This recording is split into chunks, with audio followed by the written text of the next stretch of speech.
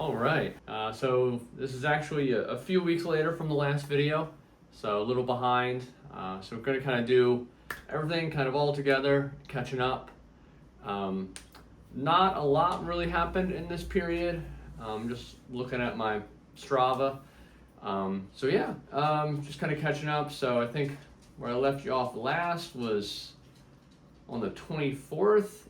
So picking up, I had to move my schedule around and stuff. So long run was on Sunday, so I ended up going straight into my workout week the following day. So that wasn't super fun. So I just had a tempo on that Monday, went pretty well. Yeah, I did okay. And then kind of they're alternating. It's usually do a working workout, I guess you could say. Then an easy run.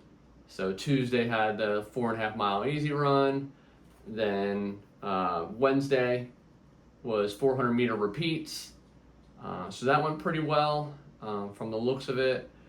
I think I hit pretty much every one of my targets, which was good, my target paces. So from that one, it was kind of harder. It was a 1/4 mile at a 7:05 was the target range. So super stoked that I was able to hit those because that's fast for me. That's really fast for me. Managed to do that. That ended up being a total about 6 miles. Then I got a couple days off. So on the 29th, had a 5 mile easy run. And then I had a 11 mile long run on the 30th. So that was kind of, I think that was the new longest that I've had so far. So managed to do, it was just supposed to be at a conversational pace. So I kind of just cruised how I felt. So I ran a 9:37 mile on average. So that went out pretty well. Knocked that out in about an hour 45. And then I was a little more on schedule at that point. So let's see here. So the 30th was a Saturday. So normal, back to kind of natural rhythm, so to speak. So to start off on September 1, I had tempo 1200s. Again, that went well. I hit all my tempos except for one, which is super annoying. I think I was just a little bit shy of it because it was 3 sets of a 1/4 mile at a 7:50 3/4 mile at a 7:50 and then a 1/4 mile at a 9:50.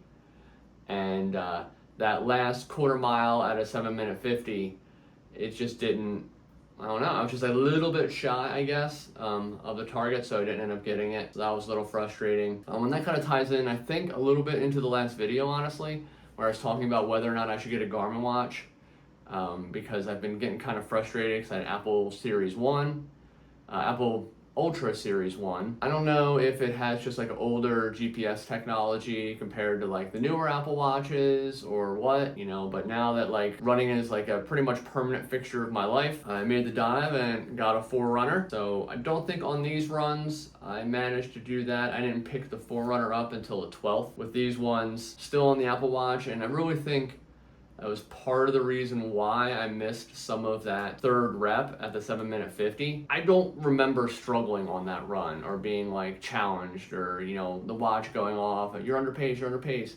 I don't remember really having any challenges with that. So when I didn't hit that 3rd segment, I remember finishing the run and just being like, how did I not hit the finish, like that last segment, that last target? And that was kind of one of the final kind of punches in the ticket of like, I'm just gonna get a watch, get a Garmin Forerunner. As soon as sales pop up, something, it makes it a little bit, where it leaves a little more meat on the bone because the watches aren't cheap. So I waited until the Apple Watch Ultra 3s were announced to see what they came up with, and all they managed to tote was like a battery that lasts like 48 hours. Yeah, and then if you were looking at the details of that, there's some very strategic stuff, like that number, apparently, those 48 hours or whatever they're quoting, is with 3 hours of sleep tracking per night. What is that? So anyway, I remember being frustrated about that, and that was kind of one of the last ones. Then on the 2nd, 5 mile easy run. 3rd was just broken miles. That one went well. I hit all my targets. Ended up being a total of 6 miles, 3 reps of a 1/4 mile at 7:45, and then a 1/4 mile at a 7:05. Walking rests in there.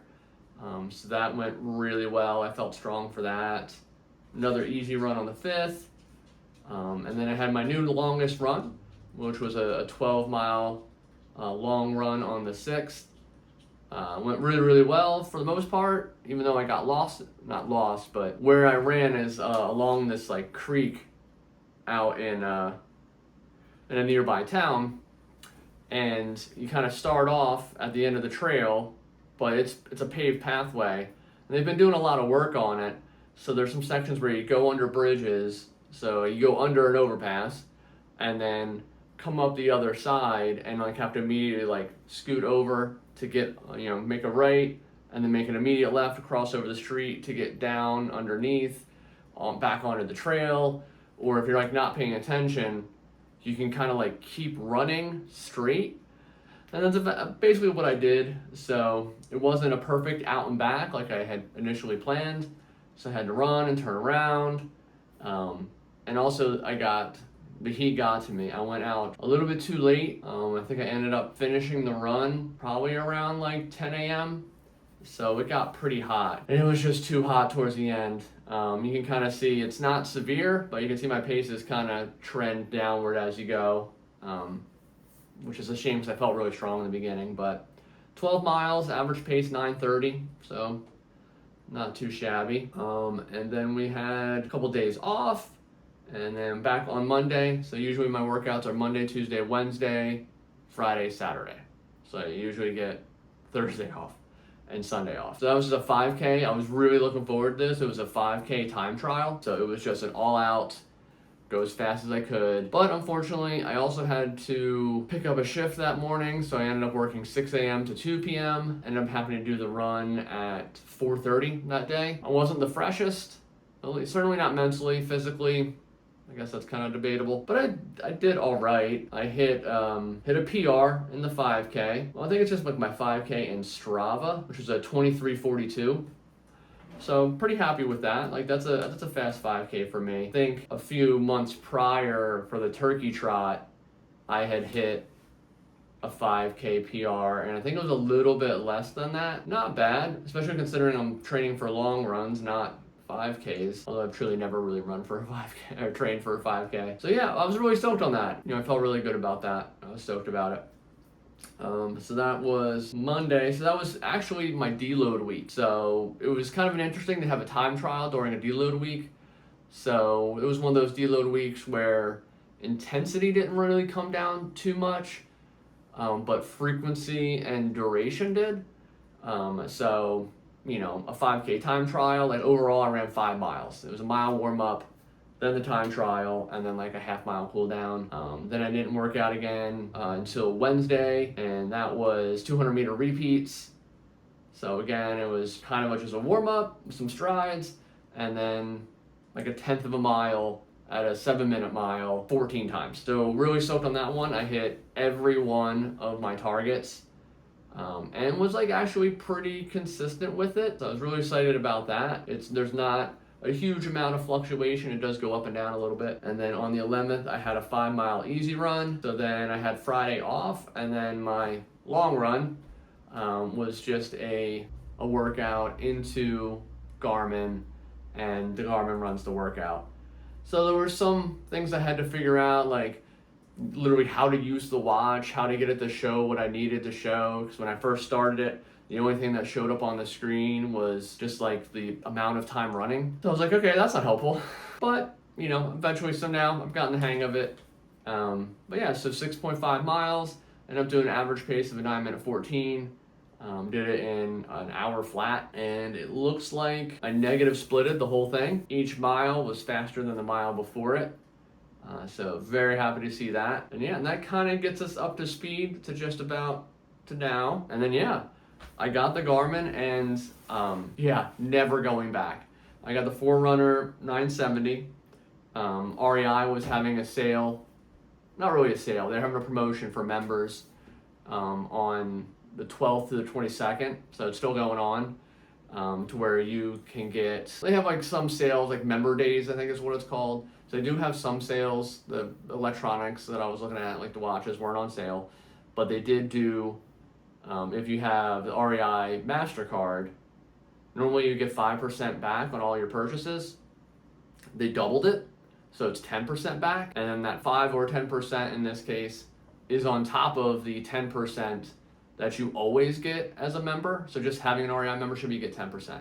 If you also have the credit card, you effectively get 15%. And then they doubled the credit card. So in reality, all said and done, I got 20% off the watch. But, it's store credit. So you don't really get 20% off. You just get 20% of your purchase to spend on other things. So I ended up doing that a little bit today. Not all of the rewards will actualize. They wait until the sale finishes. So anyway, I went out today and I got some new shorts, trying out the Gianji, however you say it. I usually run in the REI Swiftland stuff, mostly because, to be honest, I worked at REI for a while, part-time, and the discount on REI products for employees is stupid good. You get 50% off. So, buying a $50 pair, basically I could buy a shirt and a pair of shorts for the price of the shorts. So I have a lot of the Swiftland stuff, which I actually really, really like. Worn some other stuff. I've done the Nike Dry Fits, didn't really like them.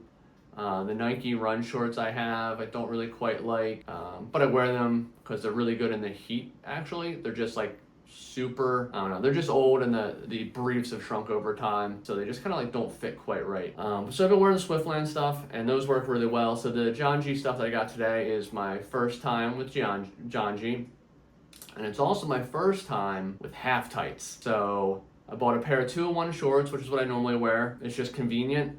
And I've been looking for a good pair of 2-in-1 shorts that have a good amount of pockets. A lot of times, they just don't have very many pockets. That was the big thing with the REI ones. They have a huge pocket in the back relative to the rest of the pockets in the shorts, but you can't fit a phone in it. So now that I'm on the Garmin, I kind of need to run with my phone because one, it kind of uses it for your weather and to update a few other things. And then also if I want to listen to anything, I don't have like Spotify Premium or Amazon Music Premium or whatever, YouTube Music Premium or however they call it. So I just don't have the ability to download songs and put it on the watch or podcast. So I use Apple Music. So kind of locked out of that. So I kind of have to bring my phone with me if I want to listen to anything. And then also, no cellular connection as well. So with my job, I do work in hospitality. It's a 24/7 business, so I have to be available 24/7. Going on long runs where I'm out for 2 hours, I can't be it's risky being not reachable for 2 hours. So I got to bring my phone. So that's what started the whole process of trying to look at different shorts.